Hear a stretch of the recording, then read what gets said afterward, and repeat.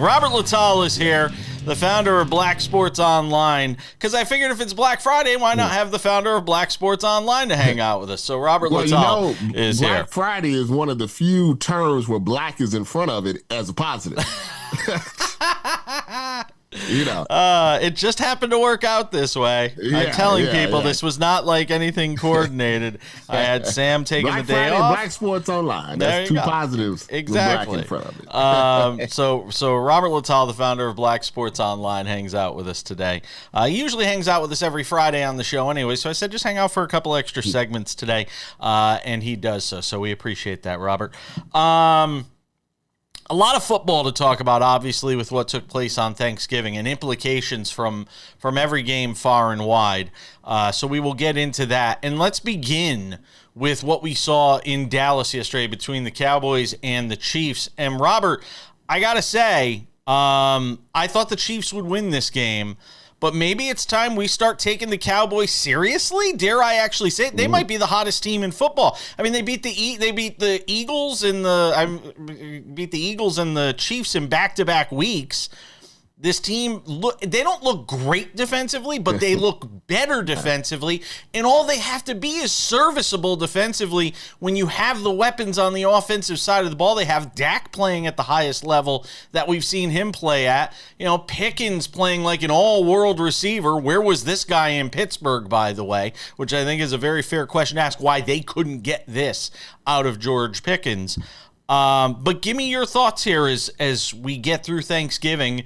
And we have a Chiefs team at 6-6 and a Cowboys team with virtually the same record, just throw in a tie. But the vibe around the Cowboys right now is a lot better, that's for sure. Yeah, but I have to give Jerry Jones some credit. I mean, he got to it in a roundabout way. Yes, he did. But it does look like a football team. It does look like a football team that can compete with any team in the NFL. And then from what I see this year, if you get in the playoffs, you got a shot. There's no dominant team. There's no team that makes you go, ooh, you're scared of in the NFC or the AFC, to be honest with you. And listen, the Chiefs, these things always have a plateau at some point. You're very, very good for a period of time, and either you have what I like to call the 1 year dip, where, it's just 1 year, it's kind of an anomaly, and then you go back, or, they just fall off the cliff. Now, I doubt they fall off the cliff as long as they have Patrick Mahomes, but this just seems like the year. They're not getting a lot of the one-score wins like they did last year. The quarterback play, the defense hasn't been as great. They're getting older. The fact that they don't have a really good running game is coming back. Travis Kelce's more concerned with Taylor Swift, so it seems to me actually played well, though. I have to say, I thought Kelce's played better this year than he did last year, I think. But there's still I think it's time for a refresh around Patrick Mahomes. Oh, now see, you know what this sounds like to me? I'm gonna stop you, because as I was listening to you talk, you know what it has shades of? The Golden State Warriors.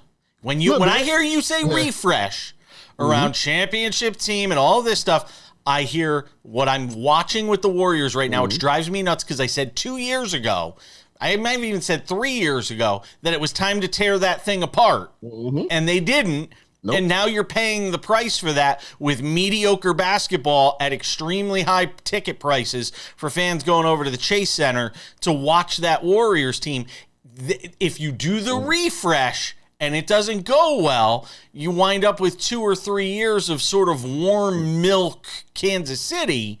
And I'm not saying they should tear the whole thing down. I'm not sure what the answer is, by the way. But I don't know. Well, I know the answer in Golden State would have been to trade Draymond right after that 4th title. Yeah. I think, why you had to get, you were going to Clay, should have traded Clay. You should have got assets for the older guys that were showing a little bit of things. Steph is Steph, but he's old. Now he's getting injured and stuff like that. It's harder to do it in the NFL, though, I think. I think it's tougher to do. I think it's tougher to do it. Well, I think it's more players involved. Yes. But I think, you maybe a philosophy, change. Maybe not so much on Patrick. They've gotten them wide receivers, but they haven't quite necessarily always worked out and everything. I think, it's just you got to take a real, like I always heard I think Jimmy Johnson was the one that says, if you wait to when they get old to cut them or trade them, you waited a year too late. Yeah. You know, you got to do it before they don't show anything. And I think if you wait another year, maybe you talk about Chris Jones, you know, maybe you talk about some of these other people that you can get, you know, a lot for and maybe retool, you got to think about it. Yeah, nobody should be off limits except Patrick Mahomes. Let's put it like that. I don't disagree with that. And I don't think Mahomes is the problem, by the way. He did everything he could in that game to keep them in it yesterday. People are saying, oh, it's Mahomes or decline of Mahomes. Then you're not watching the same game that the rest of us are watching. He's Mahomes carrying too much. Yes. And he's carried too much for a long time. Yes, he has.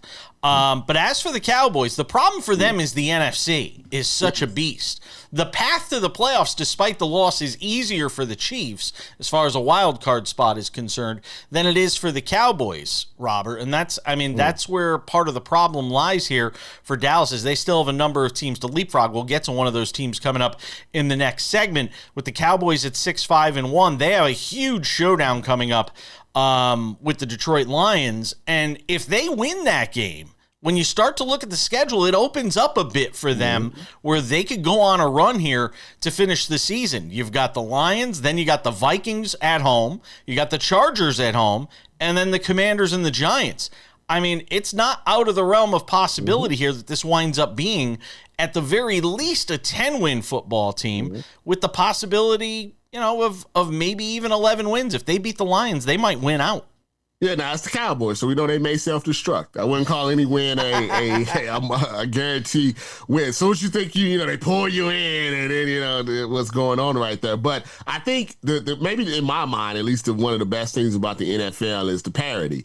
Is that, and also you can go from a team that wasn't good, like say the Patriots, and then the next year, with a couple of moves, all of a sudden, you're 10-2. So everybody feels like their team, for the most part, has a chance. Because like you said, if you're the Cowboys playing like you are now, all you're thinking is, if we get in, we can beat anybody. We can beat the Eagles. We can beat the Packers. We can beat the Lions. We can beat all these people. There's no fear, like sometimes in the NBA. Yeah. And speaking of the Lions, who you just mentioned in that list of teams, it's time to start asking, is it time to worry about the Lions? We're going to get into that. Robert Littal is hanging out with us from Black Sports Online throughout the entire show today. More Sports Wrap on this Friday.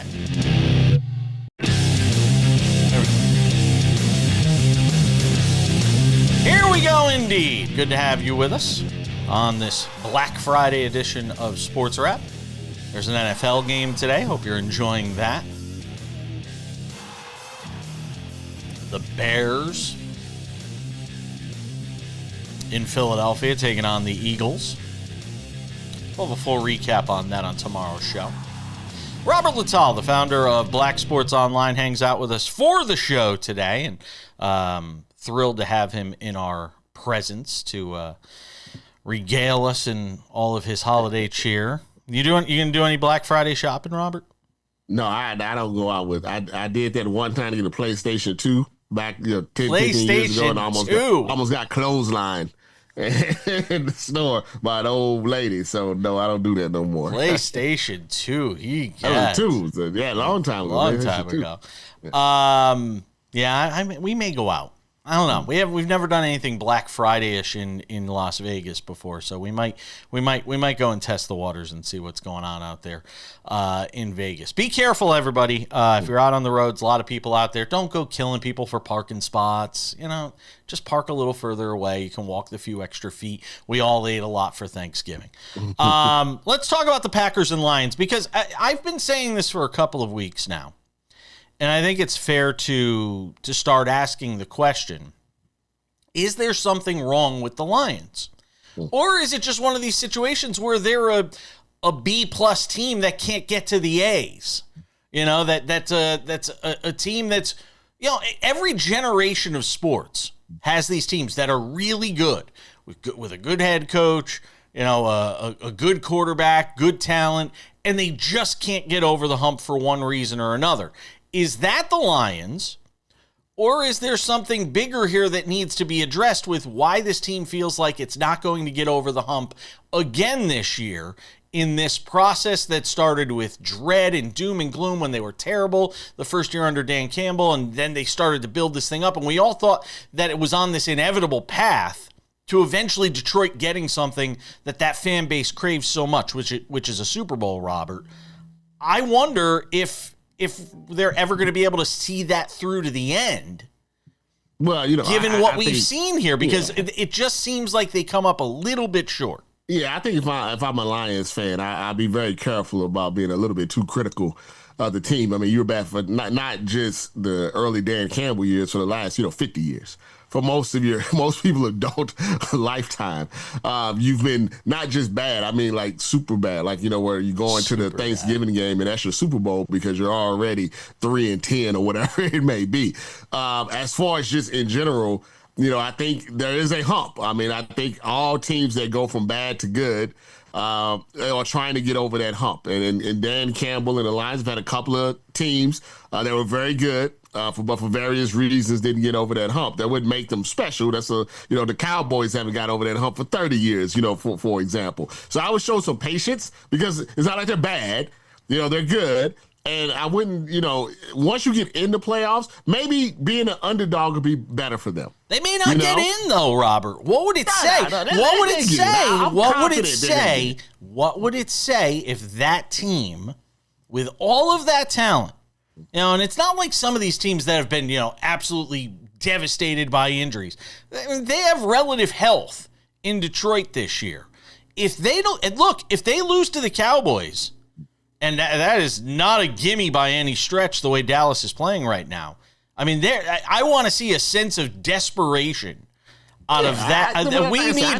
If we didn't see it yesterday when you get swept in the season series by the Packers. I thought they played hard. They lost at St. Brown early. I thought it was a good game. And the Packers, here's the thing, there's not much difference between the Packers, the Lions, the Cowboys, the Eagles, the 49ers, all of these. But the Lions should be the best of that bunch, shouldn't they? I don't know if that's necessarily true. I think they're right in the bunch. I wouldn't say they're the best. I mean, maybe I heard this that talent-wise, maybe they should be the best of the bunch. I don't know. I don't think so. I think they're in the middle of this, this gumbo, and they're right in the middle of it. And let's see how they finish before we have the questions that you have. To me, are questions that would happen if they just fell off the cliff and missed the playoffs. Because those questions, if they beat Dallas and they get on a little run, and all of a sudden we're like, hey, man, the Lions, I wouldn't want to play them in the playoffs. So I think it's a little early. And by the way, there's still a team that I wouldn't want to play in the playoffs. I even say that now. They're as capable of missing the playoffs as they are coming out of the NFC. And that's the great part about it. And that is what is so confounding about watching them lose. Gibbs, you say like 300 total yards a couple of weeks. It's the NFL is definitely a week-to-week league as far as how you feel as a fan and That's probably fair. as a team and a coach. They feel crappy now. They lost on Thanksgiving. Next week, if they get a win and they look up and they're like, we're still, ahead of these people. As they control their own destiny. How all the cliches go. And I think they'll be fine. But like I said, I think they may be better going in if they get in as an underdog. Takes the pressure off of them. They lose this week, there is a very good chance they don't make the playoffs. They lose if they lose to the Cowboys. You think they get rid of him? No. You think he's wearing too thin? I don't think they'd fire Dan Campbell. He's the type of coach because they were so bad for so long. Yeah, exactly. That there's a little PTSD there that I don't think they would fire Campbell. I do think though he has a shelf life. Those type of coaches don't last. They just say they burn too bright and then they just burn out. They have the Cowboys this week, and then after that, they are at the Rams. That is a tough game. Although I didn't talk about the Rams. Yeah, and then home for the Steelers, who are obviously a desperate team in their own right. Because if they don't win the division, they may not make the playoffs. Then they're at the Vikings, which is a bit of a layup right now, given where that team is in the Netflix game, and then at the Bears to finish the season. And if you don't think the Bears would love to be the nail in the coffin for the Lions in that final week of the season, think again. I mean, by the way, going back to the Chiefs, they are now like minus 105 in Vegas to miss the playoffs. I mean, it tells you. I wouldn't be mad at it. To be honest with you. The only reason I say that is not because I'm a Chiefs hater or anything. It's just I like fresh Super Bowl matchups. And when I start seeing the same team go over and over again, it loses a little bit of the luster, for me. So a new AFC team would be that doesn't need to have Tom Brady or Patrick Mahomes on it would be great. And by the way, the officiating yesterday throughout the entire NFL was atrocious. The Packers got a touchdown when they should have had a 4th and goal from the 8. Should have been a 5-yard penalty for a false start. They gave the timeout to the Packers. Just awful officiating yesterday. There's one more game from Thanksgiving to get to. The Bengals keep their playoff hopes on life support. It's next.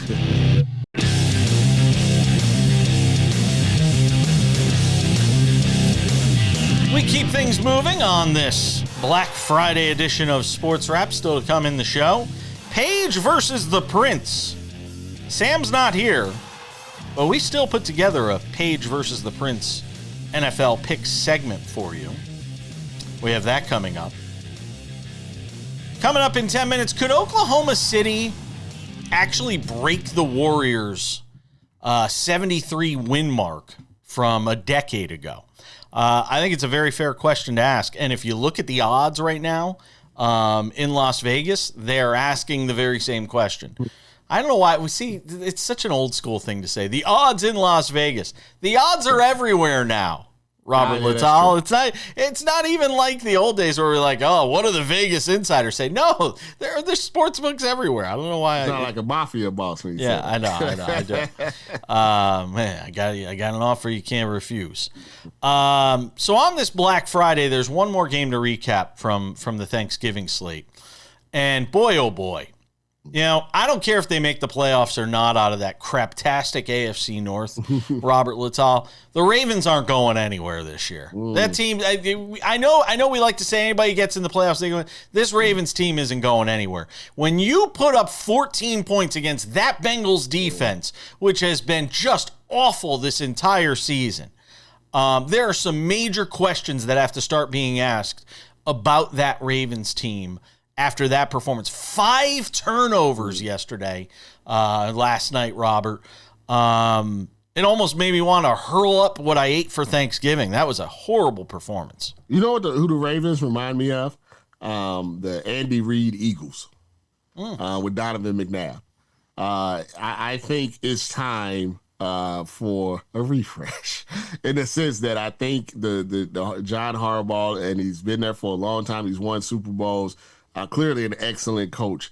I think it's just the message is worn out. I think before it's too late, like you always say, I think they need to bring somebody in with some fire and brimstone, just some new ideas, somebody fresh in the building. Clearly Lamar Jackson is hurt more than he is letting on. But even before that, it just seems to me that they keep repeating the same things, like you said, that have caused them not to get over the hump. And now it's even getting worse. I mean, I think it's time. I think it's time, especially if it falls off the cliff here at the end of the year.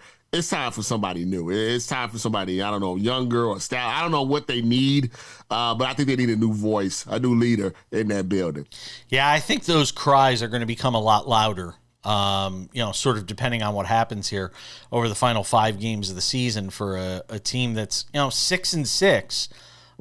Again, though, the fortunate thing for them is they're in a terrible division, and there are multiple paths, whether it be a wild card spot, which would be a little more difficult because I think it's going to take 10 or 11 wins to get a wild card spot in the AFC, or it's winning the division, which, as we mentioned, I mean, my God, everybody's still in the mix. Even the Browns, with Shedeur Sanders at quarterback right now, are still technically in the mix to try and win that division, Robert Littal, and that includes the Bengals, who, I questioned the idea of even bringing Joe Burrow back this season because of, his history with injuries, Robert, and now they put him back out there, and you see why they made the choice to do so. That offense, once it got, I thought in the second half he looked a lot better. He's rusty, getting that, but I think that game in particular was. I mean, they kicked like 4 field goals. I think he had 6 field goals. I mean, the Ravens were dropping, Lamar is with 10, 20 seconds left, fumbling. They're at the 1 yard line.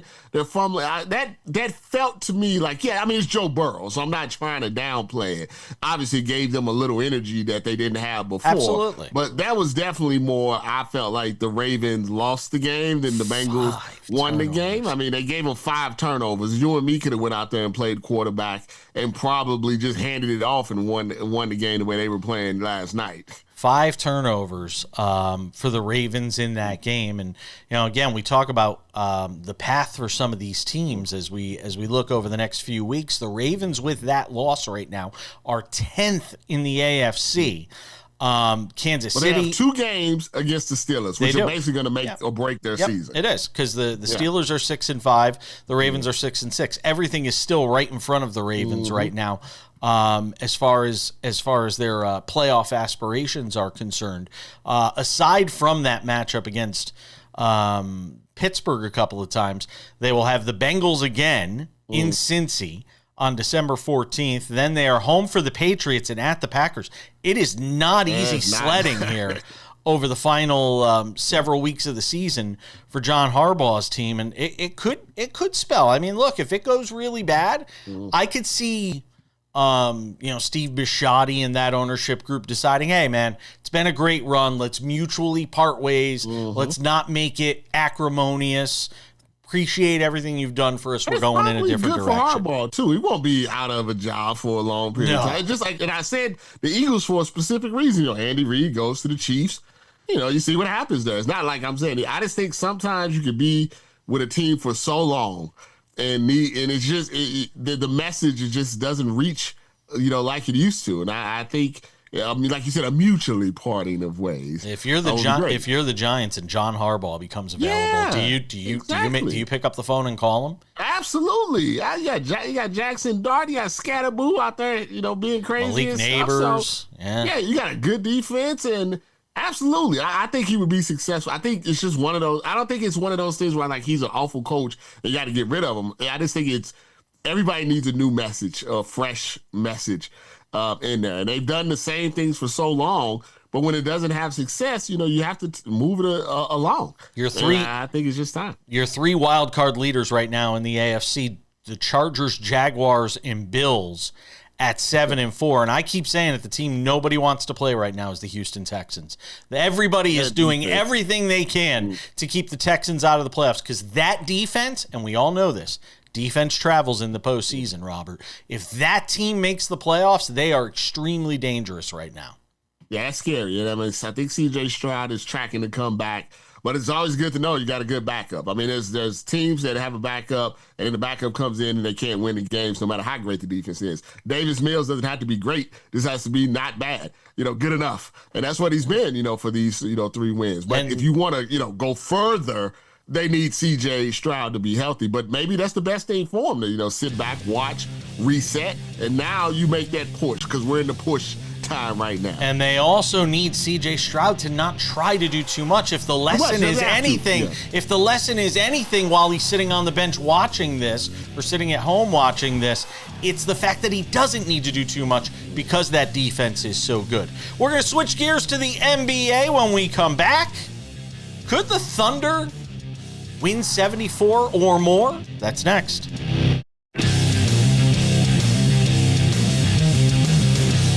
Coming up in 10 minutes, the topic most near and dear to Robert Littal's heart, who's hanging out with us on the show today.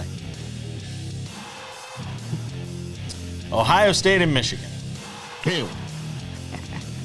Look at his shirt. His hoodie says it all.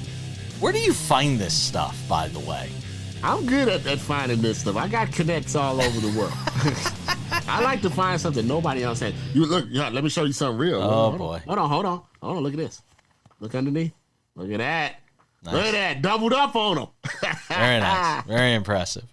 Robert Littal, the founder of Black Sports Online, hanging out with us for the entire show today. So I asked the question, we're at the quarter pole of the NBA season. Already, I know. And the Oklahoma City Thunder are 18-1 heading into Black Friday, Robert Littal. They are on a pace, I know, the dreaded pace, They are on a pace to win more games than any team in the history of the NBA regular season. I have two questions. One, at what point do we start taking seriously the idea of them winning 74 or more and breaking the Warriors' 73 win mark of 10 years ago? At what point do we start taking that seriously? And two, is it a good thing for the NBA to have a team in pursuit of that kind of record? I would argue on the latter that it is, because the Thunder are such a boring team otherwise that doesn't get people excited. And I made this argument yesterday on the show, and I'll make it again today, because many people may not have seen the Thanksgiving Day show because it's Thanksgiving. But, the Thunder are, they're very boring in terms of the name power. There's not a lot of drama. There's not a Wemby. There's not an Anthony Edwards. There's not a Luka. There's not a Jalen Brunson in New York type. It's Oklahoma City. Not even a Jokic. No, not even Jokic. Passes, No, there's no Jokic. There's no Durant. There's no highlights. No. You know what I mean? No clips. No, it's not, because you just see they won by 40 every game. Like what happened? And watching, there's only so much of watching Shai Gilgeous-Alexander at the free throw line that I could possibly watch. It just doesn't get me that excited. So at what point do we start to take seriously the idea that this team could break the Warriors mark? Let's start there. I think probably an all-star break, because I think the Warriors were something like 35-3, so some crazy number around the all-star break. I think that's when, because at that point it's probably only 20-30 games to go and they can see it in their sights. To answer the other question, yes, I think it's great for the NBA. Anytime somebody can go after a record that supposedly you can't get to is awesome. I think it's terrible for the Thunder. The same way it was terrible for the Warriors, because in the pursuit, now maybe a little different for them, but I always felt in the pursuit of getting that 73 wins, they didn't rest the Golden State. They didn't rest their starters enough. They could have took some more losses and kept some more health, but they were so young and ambitious that then when they got to the playoffs, the gas tank as the games got harder. Remember, Steph missed a bunch of time doing that thing. By the time they got to the seventh game, and I was there, they had nothing left in the tank to stop LeBron. Yeah. I think, especially with Draymond getting suspended, they had nothing left. They were holding on for a dear thread, and they finally broke. I feel, even though the Thunder are a very young team, you start trying to win every single game, that takes a toll on your body. Now, I will say this. They're winning games like that with Shai not even playing in the fourth quarter. And now they can keep. They didn't even have Jalen Williams until today. So maybe it's different, for them. But I would like to see it, because so when deep. you win that, you have to win the championship. Yeah. And the West is not going to be any joke. No, they're so going to have to go though. through Denver, maybe LA, Houston. If Wemby comes back, San Antonio. There's some. No matter even if they won 75 games. It's not going to be easy to get to the NBA. No, it's not. The difference, and you're seeing the same team every day for 2 weeks in an NBA playoff series, which is always a big differentiation point. But here's the thing. They go so much deeper than any of these other teams. Yeah. That's the problem for a lot of the teams they play against, is they go 10 deep. That Warriors team wasn't going 10 deep. Yeah. Realistically. Well, you have one A+ player. And then 9 B+ players. Yes. Most teams have Chet's really good. Chet, if Wemby doesn't get back soon, Chet's going to be the defensive player of the year. So most teams have a couple of A's, a B, a bunch of C's, and then a D that you hope gets hot. So I mean that's what you see with say the Nuggets. They got depth, but it's not necessarily like all-star depth. It's just a team that they got more people they can put out there. But listen, they almost beat them. And, they went to 7 games with Indiana. They're not unbeatable in a series. I think from a day-to-day standpoint, it's harder for teams to deal with that 10, 11-man rotation. But like you said, in the playoffs, get a day off here and there, 2 days off here and there, they can be got. I just think it's amazing. In an era where athletes can become complacent, where the championship hangover. We saw it with the Nuggets the year after they won a title, and Mike Malone in a press conference saying, "Oh, these guys just played so many games last year. They went to a 7th game in Oklahoma City against the Pacers, and this team has come back and been better than this year than they even were last year." So this idea of them not being complacent, what Mark Daigneault has been able to do, former team manager, student manager at the University of Connecticut, by the way. Thank you to Dom Amore for pointing that out to me when we had him on the show a couple of weeks ago. It is remarkable. And look, who would have thought that one of the teams that might contend with them in the West is the Los Angeles Lakers now that LeBron is back? Yeah, even though LeBron, I don't know if LeBron is happy with this kind of third man. Oh, I think he loves it. No, I think he loves it. Let Luka have it. LeBron's going to do whatever it takes to win. Luka, I think Luka, but Reeves, I don't know about that. All right, we got more to do on the other side. You see the hoodie that Robert Littal's been wearing? We'll address it next. Coming up in 10 minutes, Page versus the Prince, Week 13 NFL picks from myself and Sam Yarnell. I tailed him last week instead of just making my own picks and went 1-3, so I guess we won't be doing that again. All right, when we typically have Robert Littal on, we run through some of the top stories of the week, and I thought, let's make Robert feel at home and do that right now. So a couple of stories I want to get to in this segment, at least a couple that I want to get to in this segment. Starting with your beloved Ohio State Buckeyes, of which Robert is a graduate, at the Big House on Saturday to try and vanquish the demon that is the Michigan Wolverines, Robert Littal. Will this year be different for the Buckeyes? Be honest, I don't know. I really don't know. And I would like to come up here and say that I know and we're going to do this and stomp them and win 45-0. But I don't know. It's such a weird rivalry in the sense that, how they say, records don't matter. Normally that's some BS. Records normally do matter. The better team normally wins. But with Ohio State and Michigan, it's almost sometimes like the underdog has the advantage because they don't have the pressure of being the favorite, the top dog, and so to speak. And it's such an interesting rivalry. It's the only rivalry in sports where the loser could go on to win a championship, and there's still people that say, well, but you didn't beat your rival. That doesn't happen in any other rivalry. If the Cowboys lose to the Eagles and win the Super Bowl, they don't care about 2 regular season losses to the Eagles. If Auburn and beat Alabama and Alabama won the national championship, nobody would care about that. So it's a very unique rivalry, but I think it's important for Ryan Day because this is it. This is the last thing that he has to vanquish. He has the national championship. He has the top 10 wins. He has the Knute Rockne record. The only thing he doesn't have is some superiority dominance over Michigan, and that starts tomorrow. And the name, you sort of have a checklist of items if you're Ryan Day. And this would be one of those items on the checklist that is still left to check off. In the case of Michigan, I do have to wonder if they were the first team to beat Ohio State this year. They're 15th in the college football playoff rankings, and I don't know what the path is for them when you look at who they'd have to leap over to get in. But they're 15th in the rankings. Is there any shot for them to get into the playoff if they were to win this game? I think they would need some things to happen. Some maybe Texas to beat Texas A&M, maybe Washington to beat, Oregon. But, they can legitimately say they had the best win of the season. It beat the number 1 team. And it's not like Ohio State has been squeaking by. They beat every team besides Texas by double digits comfortably.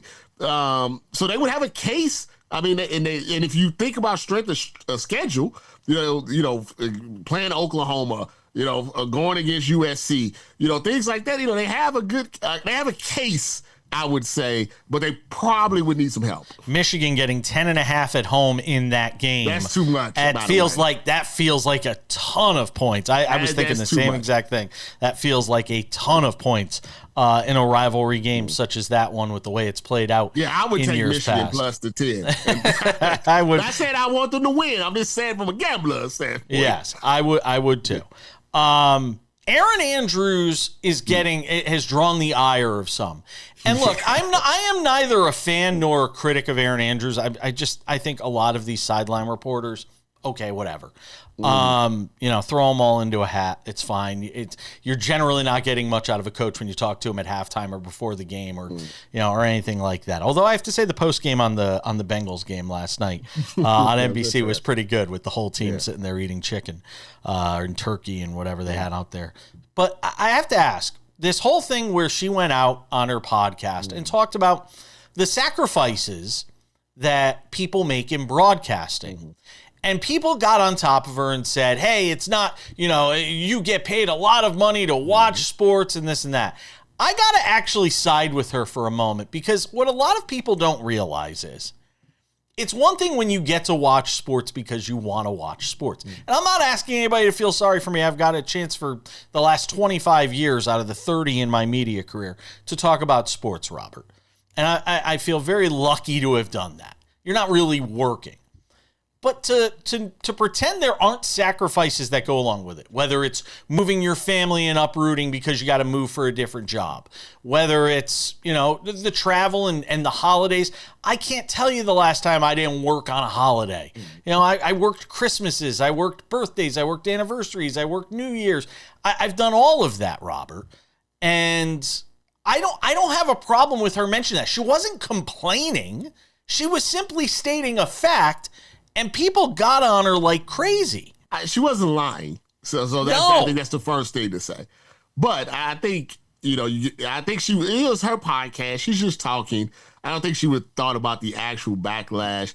But I do understand where people are coming from. I mean, I had someone deliver something to my house on Thanksgiving. I kind of felt bad, for that. You have doctors, you got cops, you got a lot of different, I would say, professions that make, similar sacrifices, and, they're not, watching sports, So I think maybe she would have added a little context to it. Like, she's just trying to tell people that want to get into the industry. Yes. This is what you have to expect. I mean, we're not doing heart surgery here. We're not, we're not firefighters.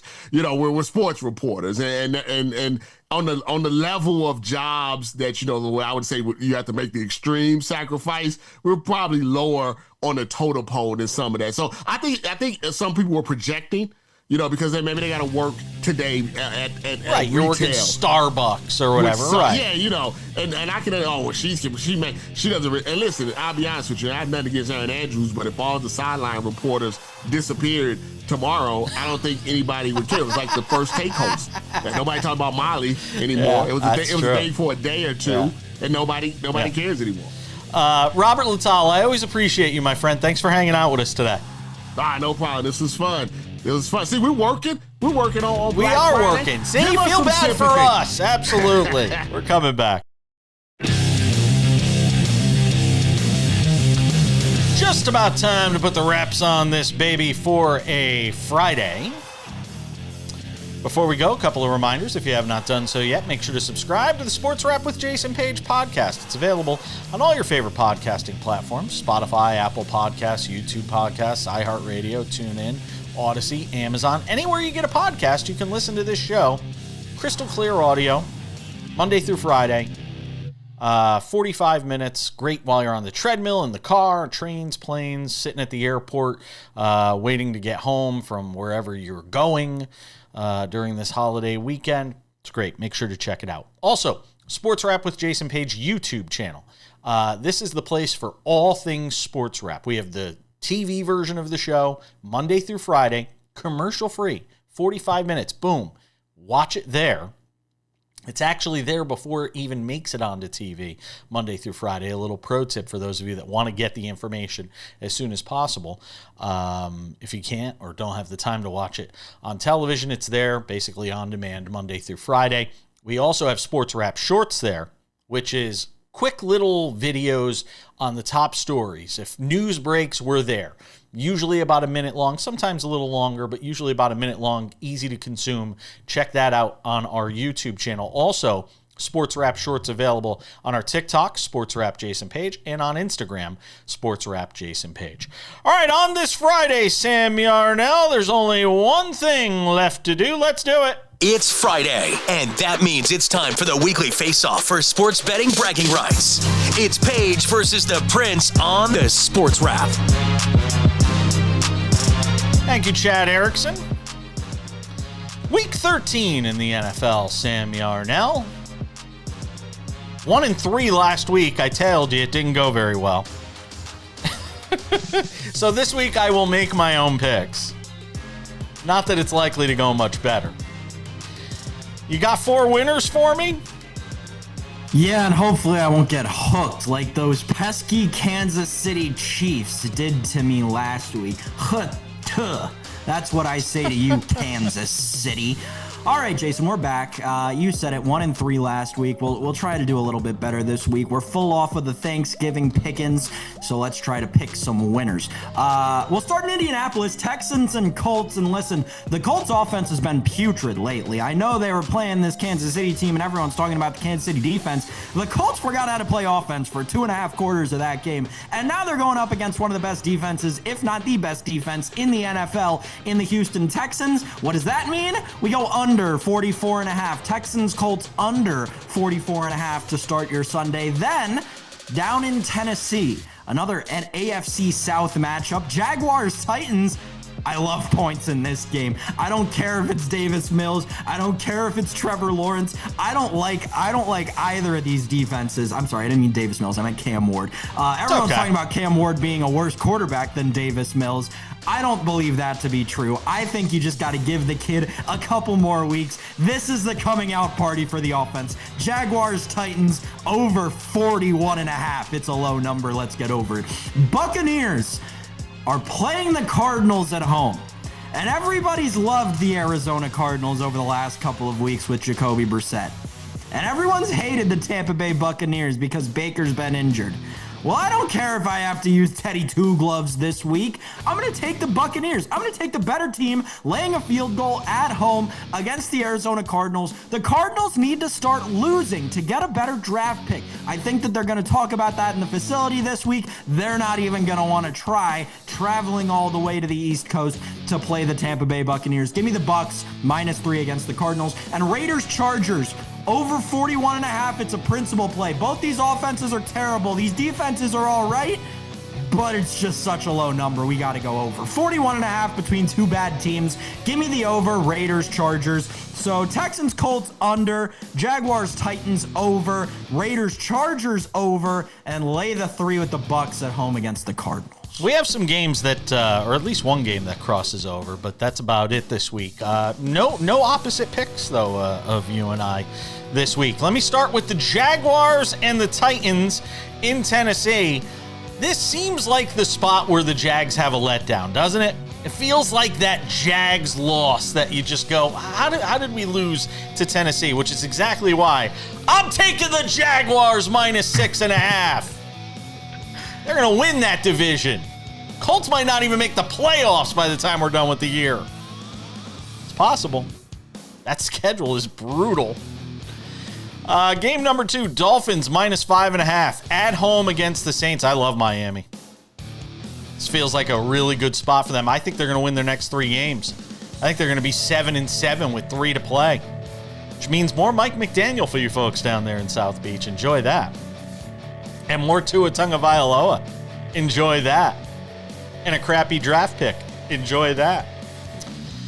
Dolphins -5.5. Give me the Niners and Browns. The under.